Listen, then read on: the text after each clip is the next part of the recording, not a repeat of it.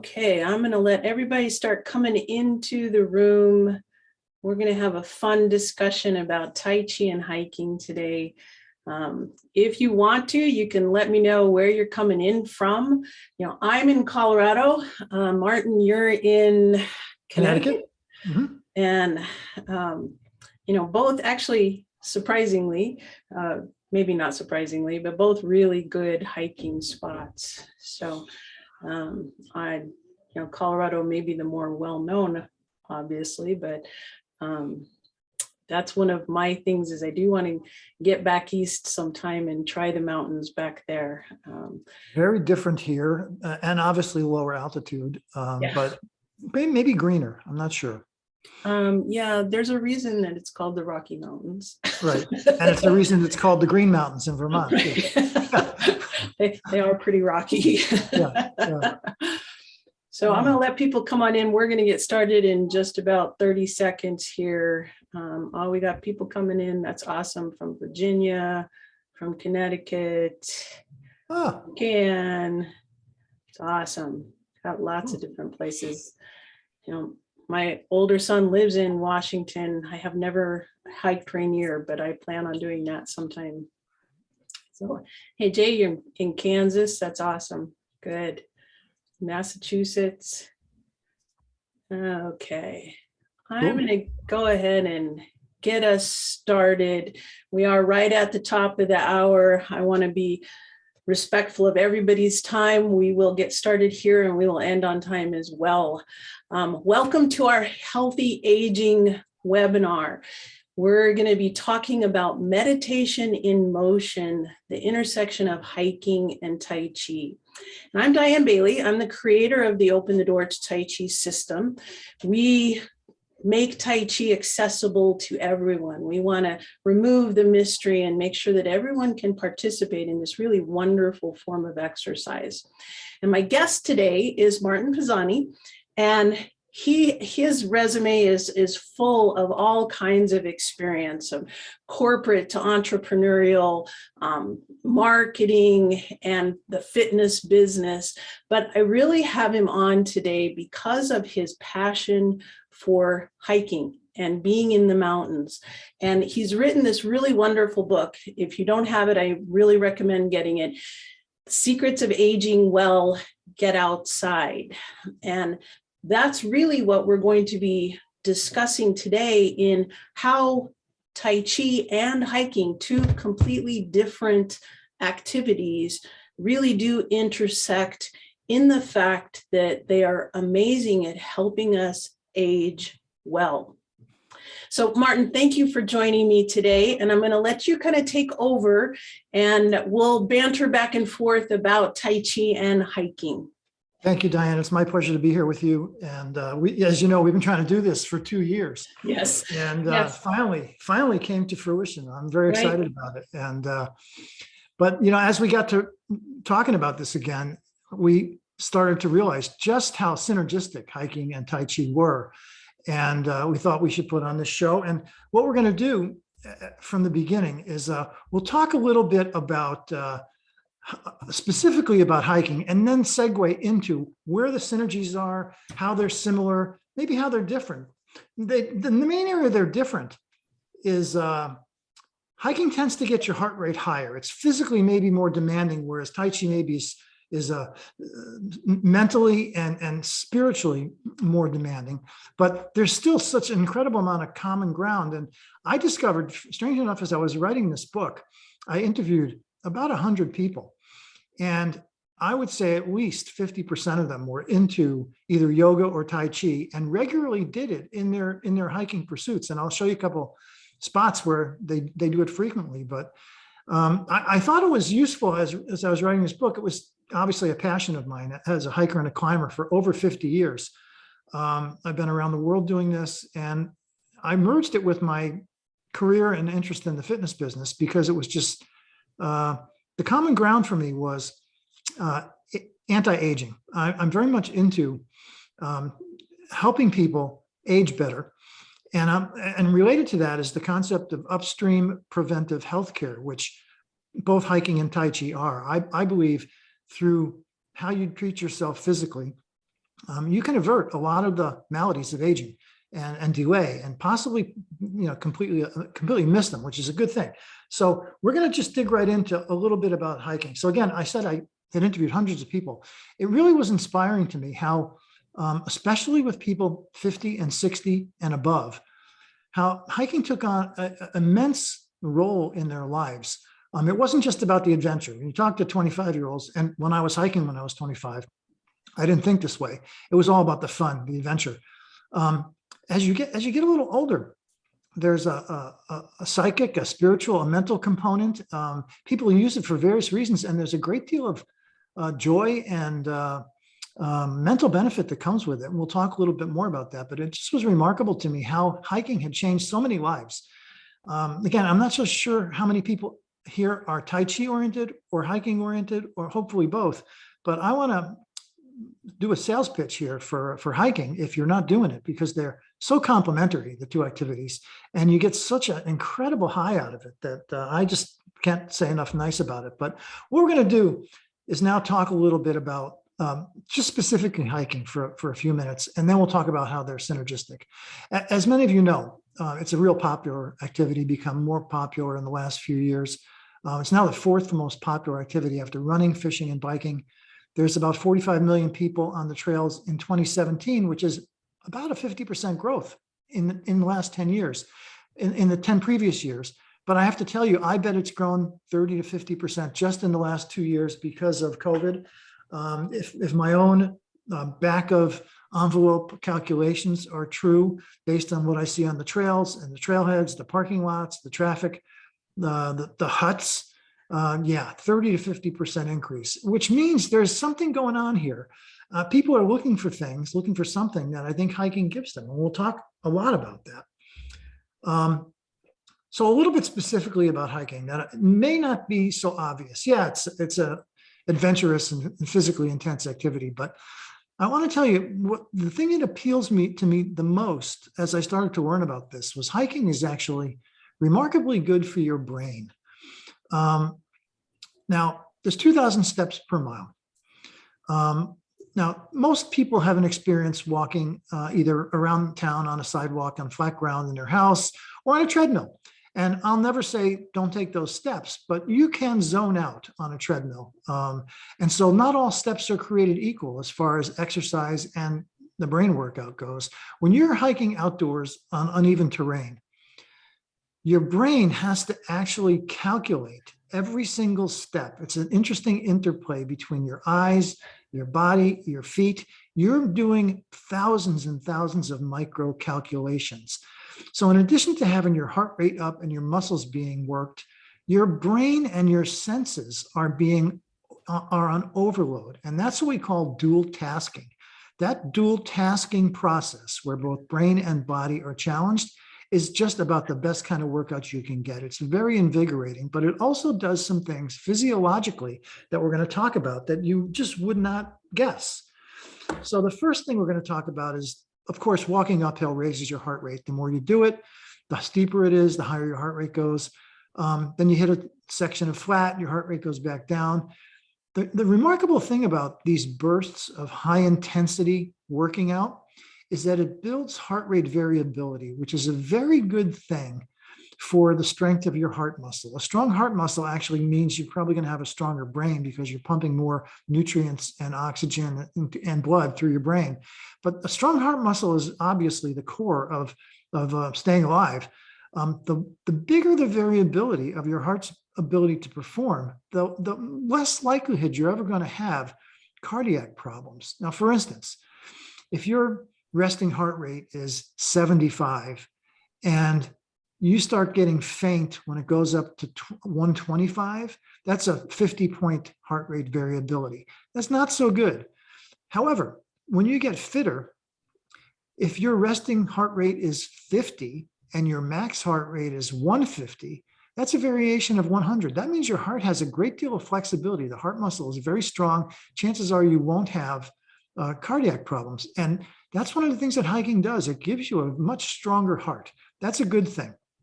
By the way, if you're interested in calculating heart rate variability, the bottom of the slide has a very simple formula. 220 minus age is your max heart rate. And then there's a number of websites we can get a little more precise about that because it varies depending on your weight, your size, your age. But 220 minus your age is a pretty good measure. But here's the interesting thing about heart rate, getting your heart rate up. You would never guess this unless you really understood this, unless you studied the science. There's a key protein that your body creates naturally in your bloodstream when you get your heart rate up at between 60 and 75% of max. A thing called BDNF is formed in your bloodstream. Stands for brain-derived neurotrophic factor. And basically that is the building blocks for building new brain cells, which strangely enough, most people don't realize you build brain cells all the time and you can continue to build them. We were all taught long ago that you're born with a finite number of brain cells, but that turned out over the last couple of decades to be completely wrong. You build brain cells all the time. You just have to build them the right way and you have to give them something to do. So getting your heart rate up through hiking and other things creates the building blocks for new neurons, new brain cells. And then you have to tell those brain cells where to go. And, Dianne, it occurred to me, actually, one of the things I had overlooked on the Synergies is that Tai Chi tells those brain cells where to go. Those brain cells need to be directed by activity. And when you start practicing new activities, new neurons create something called neural pathways, which we'll talk about in a second. Those neural pathways give you a stronger brain. So getting your heart rate up through hiking and then learning Tai Chi, practicing Tai Chi is the perfect complement for building new neural pathways. I find that to be an incredible bit of knowledge here. And doing that, talking about the brain health, this is important for everyone, that we can't just do puzzles. We can't just, do crossword puzzles to improve our brain. You can't just be reading. All these different variabilities are what gives the richness to the growth in the brain. And Tai Chi is a dual tasking, like you were talking about earlier. You have to be thinking about what you're doing, not only the next step, but you have to be thinking about, how am I going to be rooted and grounded? How am I going to breathe with this movement? So there's all kinds of different functioning going on that is helping your brain grow. And like you said, this different kind of burst of energy, this more intensity is actually improved by then using it in your Tai Chi.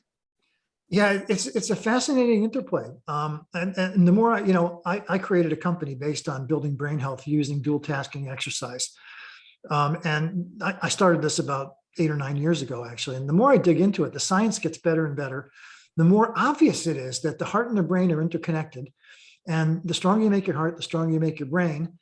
And that this BDNF stuff is kind of a miracle grow for the brain. You just have to tell it where to go, what to do. And you mentioned brain games. The shortcoming of brain games only is that they don't require elevated heart rate and they don't necessarily create new neurological pathways. There is some learning there, but the more important kind of brain health we're talking about comes as a result of motion and activity. That's where neural pathways are very strong. So we'll learn, we're going to talk, I got a couple slides to talk about that here. Most people are aware of this concept of angiogenesis, which means when your body responds to physical exercise by growing new capillaries. I wonder if you all knew that. If you take a look at the pictures on the left, a 40-year-old triathlete's cross-section of a thigh shows no fat and a really solid thigh muscle. The center picture is a sedentary 74-year-old where you see a kind of a shriveled muscle, a smaller bone, and a lot of body fat around that muscle. That's not a healthy leg, actually, but it doesn't have to be that way with age, because if you can see, the 74-year-old triathlete looks more like the 40-year-old triathlete, and that's because intense exercise creates angiogenesis. Angiogenesis carries, your body responds by growing new capillaries. That gives you new circulation. It makes the muscle stronger. It gives you nutrients, and it just keeps you young. And the physical part of hiking is why I think I call it in the book, hiking is the fountain of youth. And it's as a result of being inspired when I was much younger by seeing some very hikers who are as old as my grandfather, in incredible shape. And I couldn't figure out how that could be. And that's because of the physiological and changes that occur to your body. But the interesting thing, we talked about neural pathways a second ago, the same exact thing happens in your brain. A healthy, fit brain from a fit person is a denser brain because of these neural pathways. An aging brain starts to shrivel and shrink. And that sets you up for cognitive decline.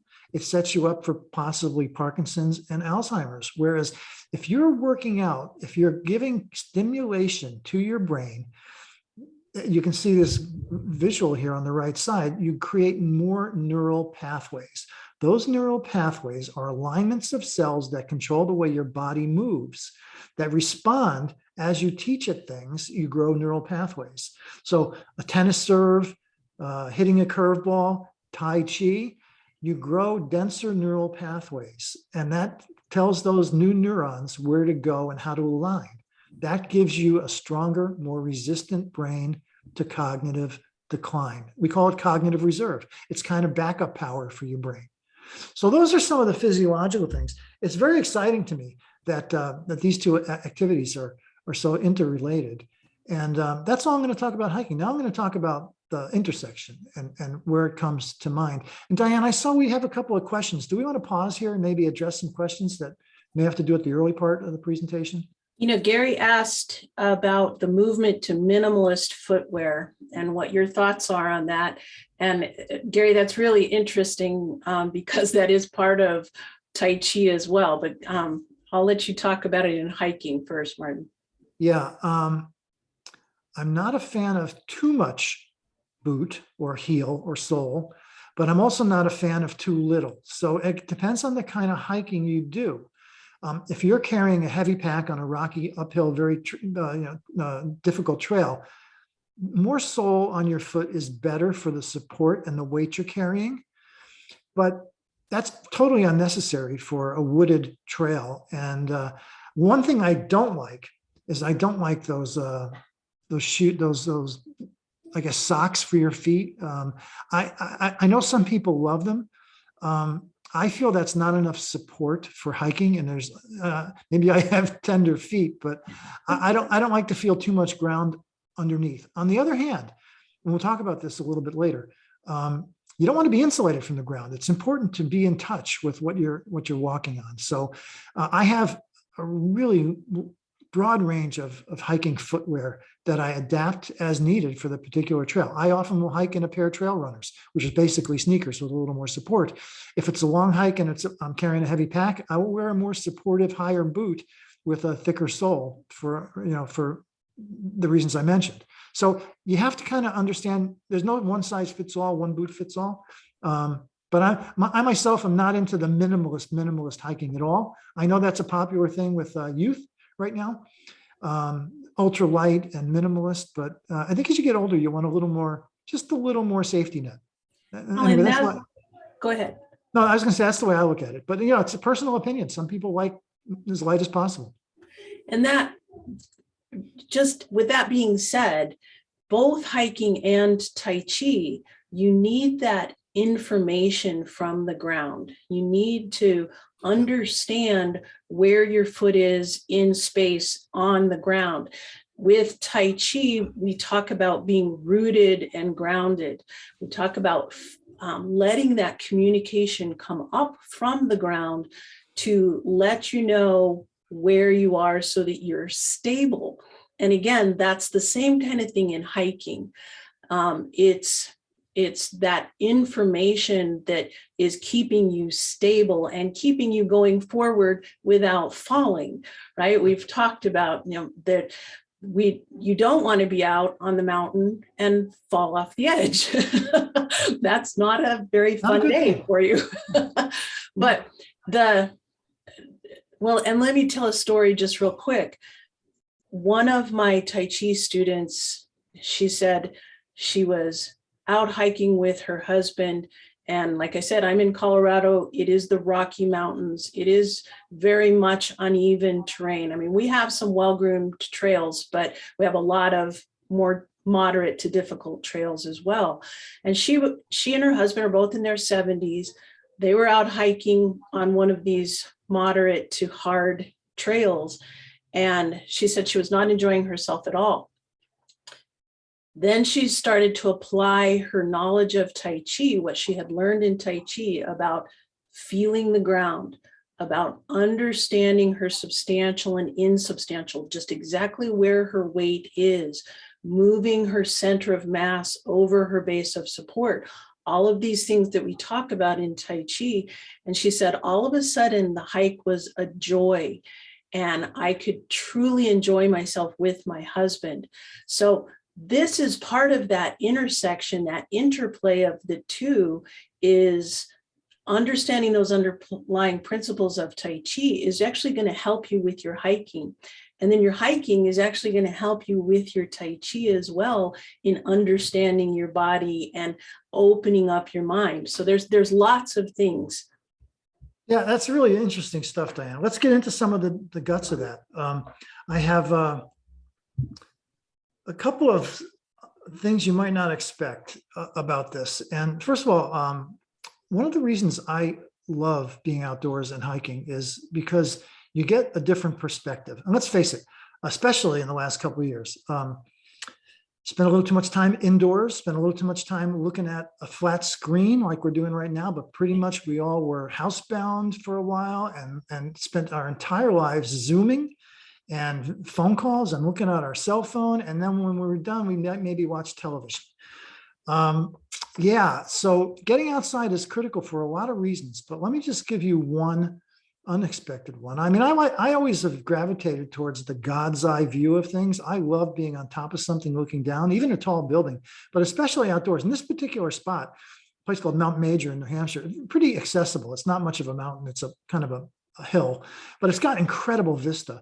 And I have taken some non-hikers to this spot, which, by the way, often is this exact spot has someone doing Tai Chi or yoga on it in front of the lake. It's pretty amazing. If you get there on a Saturday when it's crowded, it's mobbed. But I never go on a Saturday. I like to go in the middle of the week. This particular spot makes people almost cry with joy for being at a spot where they just can't believe they got to it themselves, and what a vista they're seeing that you typically don't see during the day. So there's just a psychic benefit that of getting to a spot like this that most people, I feel more people need to see it, and most people don't. But there's also some physiological background here.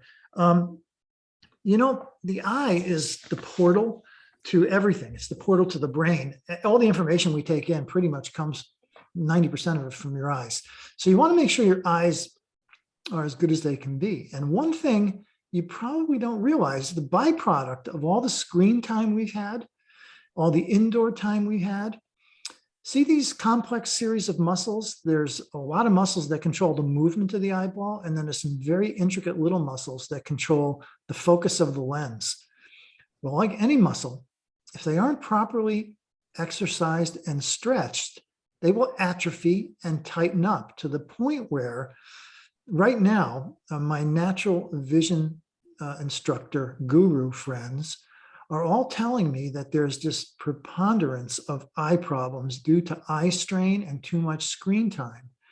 The antidote to this is getting outside, because what happens when you get outside, all of a sudden, when you're moving on uneven terrain, you have to watch where your feet are. Your eyes have to dart back and forth. So the movement of the muscles that control the eyeball all of a sudden become stretched out, and you're loosening them up. The way you focus your lens also gets looser. And keep in mind, like what we're doing right now, we're looking at a screen that's two-dimensional and flat, 18 inches from our face. That basically not only atrophied, but freezes those muscles. And the more time you spend doing the opposite of that, which is looking off into infinity, moving around, seeing different colors, looking up, looking down, that is what your eyes are made for. They're made to detect motion and threats and to take in information to give to your brain that controls your body as you move through space. They're not made for staring at a screen 12 hours a day. They atrophy. So here's the analogy I always use. You ever been on an 8-hour plane flight and you stand up and your back hurts and your legs are all stretchy and you got to read? That's what's happening to our eyes. And if it gets out of control, you can actually start to have a negative effect to your eyesight. It will change the shape of your eyeball and will change the shape of the lens. Those muscles are critical. So getting outside solves a lot of that problem. Just the act of walking, going for a walk will take care of much of that. The more you do it, the more invigorated you will feel, the more your eyes will work better. And there are plenty of reports of people's eyesights being reversed. And the tension, the change in the shape of the eyeball changes your eyesight. And as a result, you can reverse that naturally by spending a lot of time outside. Now, I'm not talking about extreme cases, but right now there's a lot of people suffering from these self-induced eye problems. We can offset that by being outside. It's kind of an interesting thing, and I love to talk about that. But here's the other thing. We were talking about the feet, Diane. Any of us who ever grew up hearing from coaches in sports, all you hear about is hand-eye coordination, hand-eye coordination. Well, far more important to human existence and functional fitness is foot-eye coordination. And hiking really emphasizes that. I mean, let's face it, the trails are very uneven in most cases.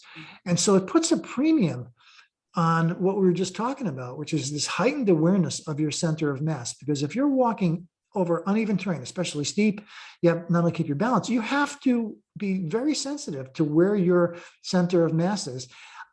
You learn it almost instinctively. And there's this funny thing, rookie hikers will usually lean forward, which means their feet can come out from behind, or when they're going downhill, they'll lean back thinking they're safer, which means their feet can slip out. So very quickly, you learn to keep your torso over your feet, and you're far safer that way. And that just, it uses less energy and makes you safer. But in addition to the dynamic of center of mass, you've got that connectivity to the ground. Terrain varies. Is it wet? What's the angle of the rock I'm stepping on? Is it up? Is it down? How do I place my foot on that?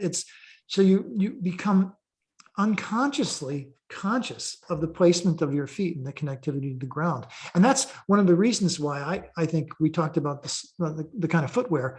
You want the right kind of footwear. You don't want too much or you don't want too little. Too much insulates you from the connectivity to the ground. Too little, for me, makes you a little bit too much in touch with the ground. So you want to find the right amount and what works for you. Lately, that's why you see trail runners everywhere. Trail runners actually kind of a best of both worlds in most cases. But foot-eye coordination is really where it's at. And that's one of the things I know Tai Chi gives you. I know hiking gives that to you as well. You have to be very disciplined about where you're placing your foot. And that's where they can help each other. We're talking about this intersection of leaning backwards or leaning forwards. In Tai Chi, we talk about being suspended from the crown of your head, allowing your body to fall naturally into alignment, having your shoulders be in harmony with your hips. We move from the center of our mass, we call the Dianne. It's 2 inches in from the belly button and 2 inches down. So with Tai Chi, you're practicing moving from that center of mass, moving from your Dianne, keeping your shoulders in harmony with your hips, even though you're suspended from the crown of your head, you're in touch with the ground, you're rooted and grounded. So practicing your Tai Chi is going to help you as you go out onto this uneven ground, so that you're not leaning forward, leaning back, that you're thinking about keeping yourself in alignment, moving from the center. And then as you go hiking, it's going to help you with your Tai Chi, because you're practicing that. Where is my center of mass? How am I moving? Where is my foot-eye coordination? That's going to help you with your Tai Chi as well. Isn't that amazing how that's so interconnected? Right. And one thing I want, balance being key to Tai Chi as well. Hiking on uneven terrain, especially this picture here, I'm not trying to scare anybody off, but that's a place in Maine called Mount Katahdin. It's a knife edge ridge. You have to have good balance in many cases, or you're going to get hurt. And I'm not suggesting novices go out and hike a place like this, but over time, you become more confident as you understand your center of mass, as you understand how you can push yourself a little bit. The challenging yourself to do increasingly difficult hikes builds not only new brain cells, but that intense focus continues to build new neural pathways, emphasizes the foot-eye coordination. Core muscle control is critical. But what I like about this is also it teaches you the importance of fall prevention. You would think being in a situation like this would be the opposite of that, but actually the heightened focus on not falling makes you aware of not falling. Many times falls are accidents and you kind of completely forget that you're capable of getting hurt when falling. This heightens your awareness. Hiking absolutely makes you more adept at fall prevention because your awareness is really built to it. And by the way, we talked a lot about the aging factor. These neural pathways for balance tend to decline. They deteriorate and decay as you get older. So working them through either Tai Chi or hiking keeps them active, keeps them vital. I had the statistic top of mind. Falling is, I think, the #1 source of injury and death for people above 70.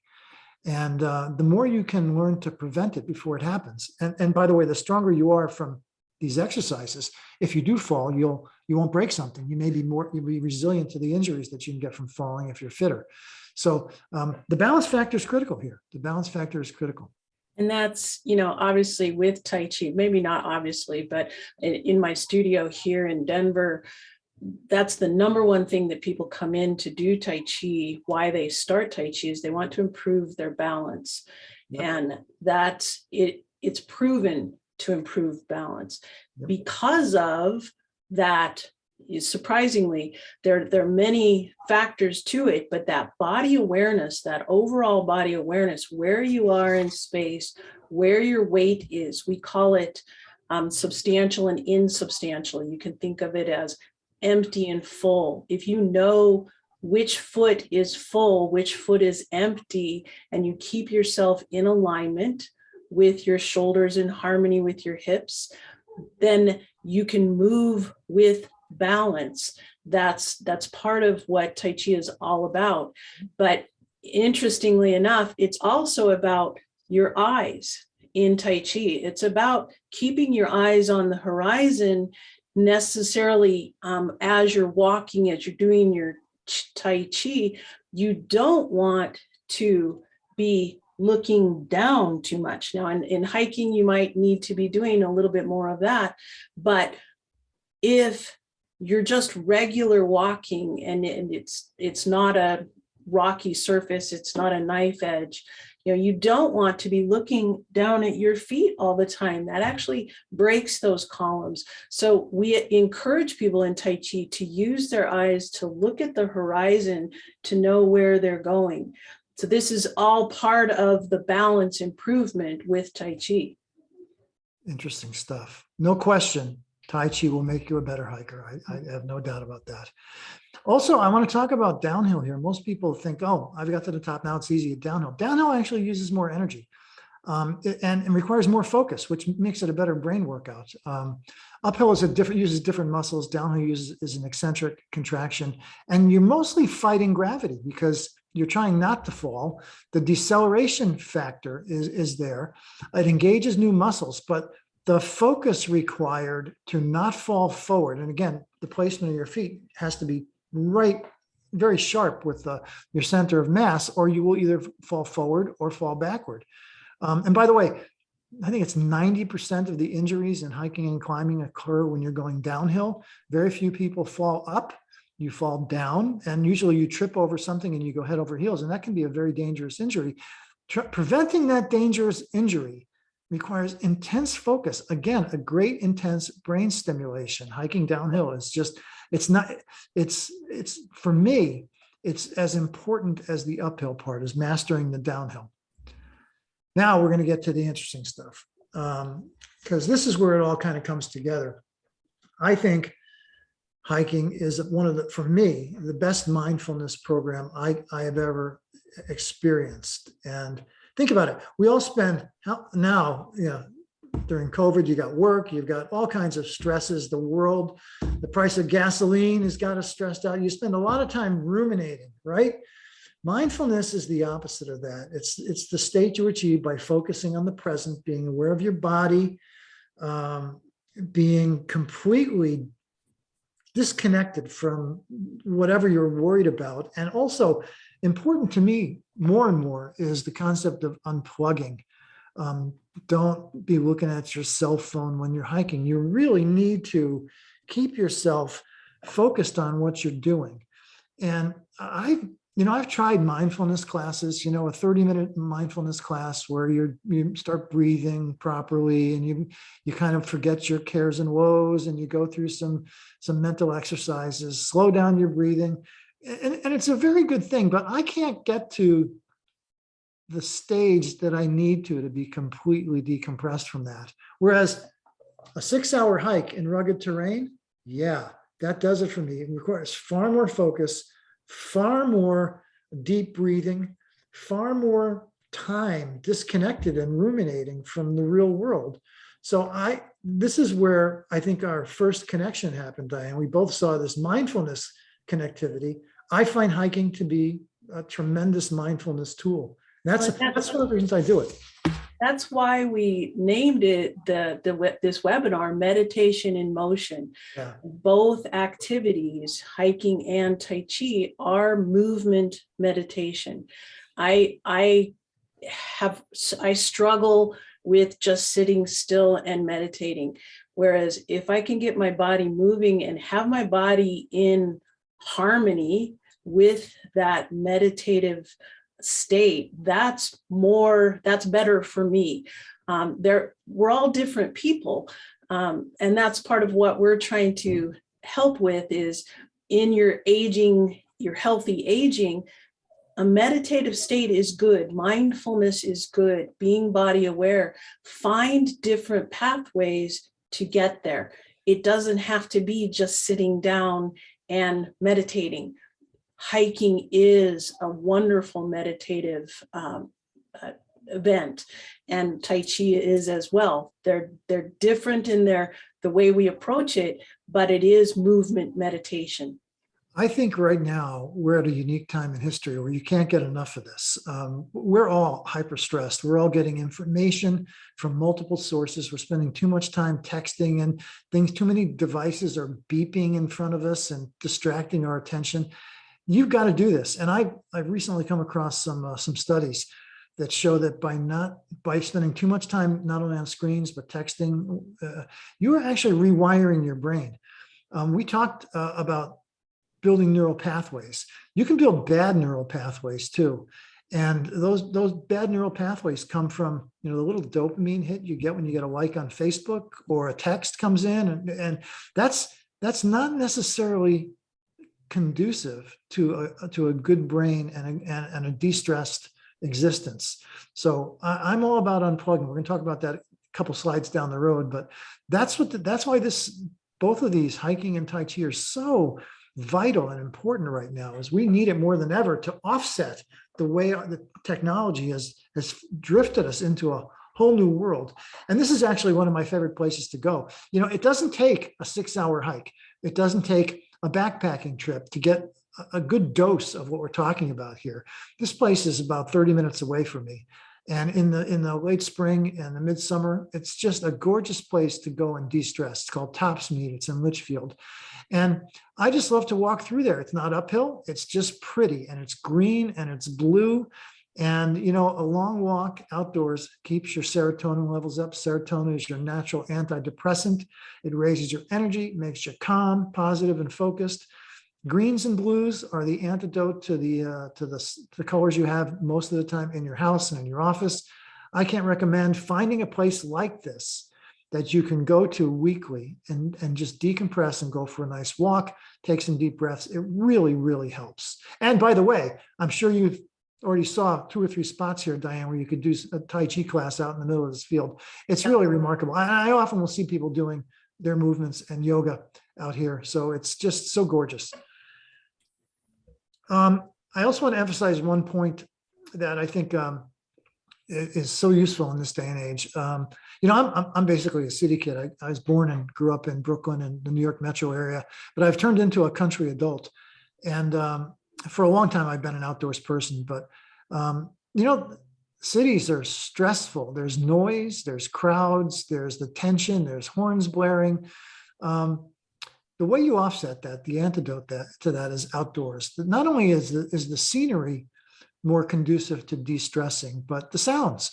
The wind through the trees creates a very intoxicating, relaxing sound. But more than anything else, bird song is an interesting thing. Most people don't realize this, but our brains have evolved that when we hear birds chirping, we relax. And the reason for that is very interesting. It's because when birds are chirping, that means there's no predators around. And for thousands and thousands of years, when we heard birds chirping, we knew there wasn't going to be a saber-toothed tiger behind that rock ready to jump out at us, because the birds know where everything is. So bird song is really important. I can't recommend it enough. I actually have a soundtrack that I play from time to time that is a combination of nature sounds and bird song. And it's kind of just relaxing. But I would implore you, whenever possible, even if you live in a big city, there's always a place an hour away where you can get out into nature and see a vista and get the sounds of nature. It's very de-stressing. I couldn't recommend it more. Now, a couple other things. One of the things hiking does for you is it teaches you innately how to overcome challenges. And let's face it, we all have challenges. Everything we do, life is a challenge, right? No day, nobody has it easy. We all face obstacles. And when you gradually increase your capabilities through hiking, that confidence, that self-efficacy spills into your entire life. You just feel better about everything. You feel that you can face an obstacle, break it down into little pieces, look up and see something that looks daunting, and just focus your attention on it and get it done. It's a hard lesson for a lot of people to learn because life is scary, life is stressful. But I am absolutely 100% sure, and there's lots of literature and lots of anecdotal information, that the more adept you get at being a hiker or a climber, the more confident you are in every aspect of your life. So if that's a little bit of an inducement to get out there and try it, you'll feel it when you come back. You'll feel better about yourself. I guarantee it.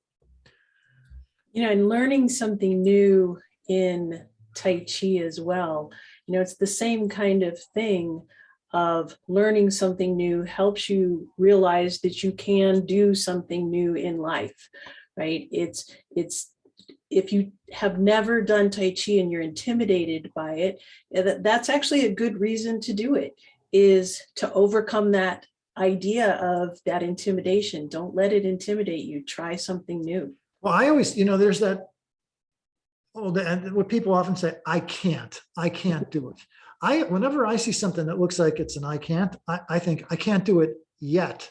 You can, and that's where this is where the slide comes in. We talked about overcoming obstacles and getting the self-confidence. You can push that pretty far. And when I was younger, really tested these limits here. I was lucky enough to be on a very long expedition to the highest mountain in Antarctica. And crazy enough it is, 4 guys dropped off on the ice about 300 miles from any other human beings climbing a mountain for a month. But when I was younger, that wasn't enough. I needed to really test the limits of what my capabilities were. So I actually, this is the picture I took from the top of the mountain. I climbed up to where this X was one day by myself, about 2 miles from my 3 companions, went up that ridge, sat on that X and hung my boot over the edge. You can see my boot in the top right there. It was about 40 below zero. Nobody knew where I was. If I fell or something happened, no one would ever know what happened to me. They would never find me. I knew that. And I kind of did that on purpose because I wanted to push the concept of overcoming obstacles, to test my self-reliance. And I think of that often because no matter what has happened to me since then, to have gone through something like that, you get stronger and you get more mentally confident, you get more self-reliant. And I'm not suggesting you have to go to this extreme, but that's what I'm talking about when I talk about pushing yourself physically in the mountains, doing hikes, gradually getting better.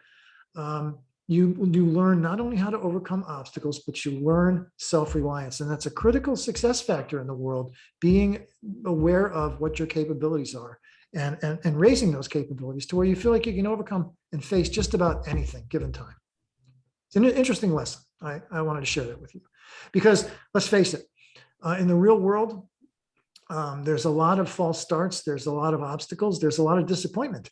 And there's this situation that happens in the mountains oftentimes. It's called the false summit, where you're going uphill and you think you're at the top. And then all of a sudden you realize the real top was hidden from view by this false summit.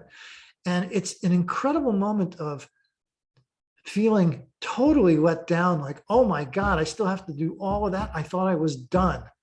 Now, somewhere you have to summon the energy to continue. Isn't that what we face every day in life? You face an incredible amount of false summits. You think, oh, I got that project done, or I finished that errand. It just never seems to be done, but that's life. So you have to have the resilience, the ability to know that I'll just take a deep breath, and double down and recover and get past that false summit and get what I have to do done. And that's like learning something new, right? Right. And that to me, it's not, the intersection there with Tai Chi is, I love this with life, because you're right. It's all about, you think you're there and then you're not, and you have to keep going. It's interesting. Some students come to me and they want to learn the 24 movement Yang style. And they say, well, when I'm done with 24 movements, I'm done, right? And I'm like, no, you've only just begun when you start to learn those movements, because then you have to start to learn how to apply those underlying principles and to think about all of the principles in all of your movement. So when you've learned those 24 movements, you're not at the top. You have only just begun. So that's a skill that, again, is very similar in Tai Chi. Yeah, yeah. Interesting. And that's, that's kind of the way you learn things in layers, right? You think you layers, you learn phase one and you think you're on top of it, but then you realize there's more phases and I've got to continue down this path. You learn in layers, and layer by layer, you can build the skill set up to the point where you become very confident in your ability to take on just about anything. So, but I was talking about some pretty scary mountains. I know. I want to tell you that 99% of the benefits can be had in more accessible places. I like to say, find your own peak. There's something for every level of ability out there. There's beautiful walks in the woods on nice level flat trails through greenery. There's a little steeper places that are not far from a city. And then there's more rugged places. And a lot of my friends have gone through this progression, have started walking and then done medium-sized hikes and then graduated to higher peaks. It builds self-efficacy, it builds confidence. And one of the most important success factors in life right now is people are referring to it as grit, which means you just have confidence in your abilities. So you can find your own peak. You don't have to start by climbing mountains. You start by walking. You build it bit by bit by bit. And that's really what the book is about. The book is not written for climbers. It's written for people who just want to understand a little bit about hiking and begin to understand the benefits and understand how it's different than workouts you get in a gym. So that's kind of where it comes from. I want to interrupt just a second, Martin. Yeah. I'm sorry. Good. But Joni had asked a little bit earlier the difference between active walking, trail walking, and hiking. She was asking about the difference. And this is really that answer of they're all kind of interconnected as far as building, as far as you want to go. That not everybody has to, in Colorado, we have 14ers here. Not everybody has to climb 14ers. I don't. I do hard trails, but I really don't have a need to get to the top of a 14er. That's okay. That's what I'm willing to do and what my abilities are, and what gives me that sense of peace and meditative effect of being outside. So, the difference of walking and hiking, yeah, there's some differences, but it's really just a progression of where you want to take yourself. Yeah, I get asked that question a lot on hiking webinars, difference between walking and hiking. I answer it kind of glibly. There's not much difference, frankly. But if you're putting on a backpack, it's a hike. If you're not, it's a walk. That's kind of one of the ways I look at it. And it doesn't even have to be that way, because some people hike without a backpack. Some people go for a walk with a backpack. But I think if you feel compelled to bring along some equipment and you're going to be out for more than 2 or 3 hours and you're going to be more than 2 or 3 miles, bring a pack, it's a hike. Yeah. Yeah, that's kind of my rule. So I just wanted to reemphasize this point about unplugging. There's this, you may have heard of FOMO, the fear of missing out that you get when you're looking at other people's social media stuff.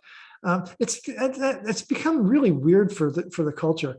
I coined a phrase when I was writing the book called JOBO, which is the joy of being outside, which is sort of the antidote to FOMO. Don't worry about what's going on social media. Make your own world, and it just forget that whole game. Unplug from it. Experience the joy of being outside. In the book, I've got a lot of case studies of people I interviewed, and this lady here, Sandy Sherman, I love this story. She took up hiking. She's a cancer survivor. She took up hiking at what people would think of at an advanced age and became very, very successful at it. Speaking about the magic moments, this picture just shows what's a classic pose in hiking. People raise their hands over their head in a feeling of joy. They raise their hands heavenward, and they just feel just so overwhelmed at the experience. And where she's standing right now is quite a significant hike. And so, you have to tip your hat to someone who's gotten to that point. But it's just an amazing thing, that joy of being outside. I say unplug, go for the jobo. Look at all the people with their hands over their head in these pictures. These are people I interviewed. They've all become friends, and they're all still out there hiking. And I think every single person in this picture is over age 60. So they are chunking away out there because they have really understood what this is. They believe it's the fountain of youth. They believe it de-stresses them, and it just fits into their world in such a way that nothing else has served this purpose for them. So I'm really pleased to have been able to consolidate all that in this book. And that's all I got. Dianne, we're going to do some of this, and then we're going to do some Q&A, right? Right. We're gonna. Before we move to that Q&A, and we do have some questions, just some general questions about hiking, some thoughts about hiking. But what I want to tie it to a challenge to everyone. I want to challenge everyone to get outside and find a place to de-stress outside. But I also want to challenge you. April is Tai Chi month. And there are 30 days in April. I have a program on our YouTube channel, Open the Door to Tai Chi. If you just type in Open the Door to Tai Chi, I know that's long, but that's the YouTube channel. You'll find 30 days of Tai Chi. It's all free. It's 10 minutes a day. I want to challenge you to start on April 1st and do all 30 days. And April 30th is actually a very special day for Tai Chi. It's World Tai Chi Day. So it's a challenge for everyone to not only find that time to get outside, but find 10 minutes in your day to try some Tai Chi. And then as you're outside walking or hiking, whatever it is that you're choosing to do, start to apply what you're learning in Tai Chi to your walk, to your hike, and see how this meditation actually helps you feel better, feel more confident, feel more energized, able to overcome challenges. The two of them together are going to help you be better each day. So that's what I wanted to challenge everybody for, that 30 days of Tai Chi. Again, it's on the YouTube channel, Open the Door to Tai Chi. It's all free. I think there's one more. I think there's. Oh, yes. Oh, yeah. Sorry. Yeah. If you have any questions about Tai Chi and you want to contact me, my website is taichisystem.com, and you can email me at dianne@taichisystem.com for any questions that you have. Again, it's Open the Door is all about helping everyone benefit from Tai Chi. Remove that mystery. You don't have to worry about, I have bad knees, or I have bad hips, or I'm not a martial artist. You don't have to worry about that. We open the door so that that Tai Chi is accessible to everyone. And that's what we want. So I do have a couple questions for you from people that actually, there's a comment from Tom up in Spokane. He says a safety tip about hiking is to stop when you're looking at an awesome vista or an element of nature. He said, I've had some clients that have fallen while they're distracted by these elements. And, that is something when you're thinking, you told me a funny story about hiking with trainers, that you don't like hiking with trainers because it's all about speed.